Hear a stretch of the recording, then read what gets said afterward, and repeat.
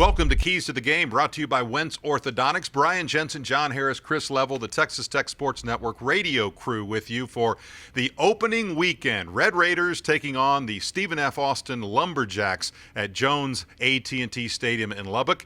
And the opener always one surrounded by excitement. It's one that, if you look on paper, is one the Red Raiders seem to always win, very big, against a team that shouldn't give them a lot of competition. So I'm not sure we should talk about keys as much as what you're looking for in game one, because it still could be a key in the outcome. But the reality is, are you really hoping that it's a key to the outcome? Fair point. Fair point. 3,200 yards on the ground given up last year.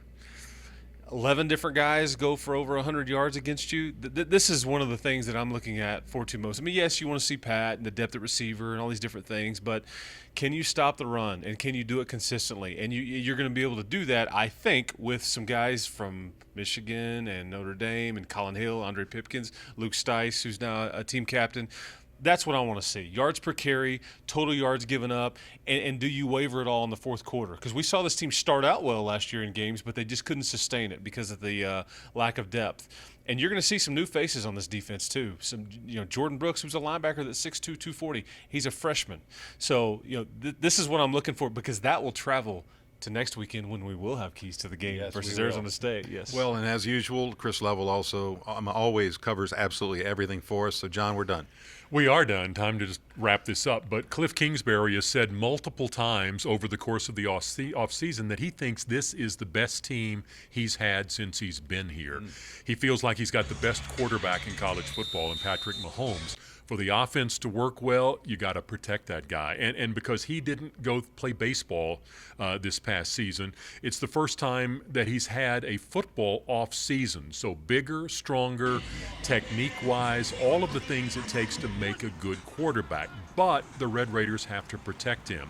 You've got two new young guys, redshirt freshman tackles up on that offensive front, Terrence Steele and Madison Akamnano. Can they protect the edge and give Patrick Mahomes time to do what the Red Raiders feel like he can do better than anybody else in the game? If they do that, great opportunity for the offense to be right there at the top again. Number 2 overall in the country a year ago, perhaps the best offense in college football if Mahomes gets plenty of opportunities. And can I say Akamnanu quickly as the game is rolling? No, that'll be difficult over the course of the season, but he is those two guys on the outside.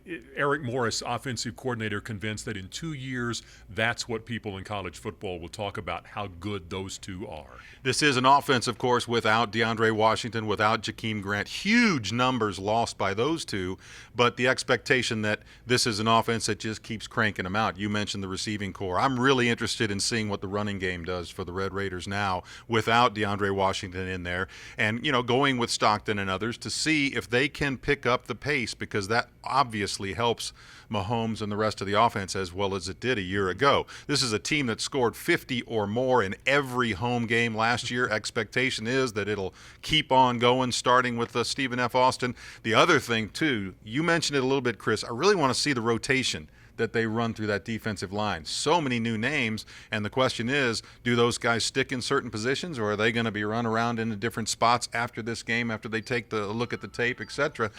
Do they find their spot this week, or do they find it later in the season? You hope it's early, right?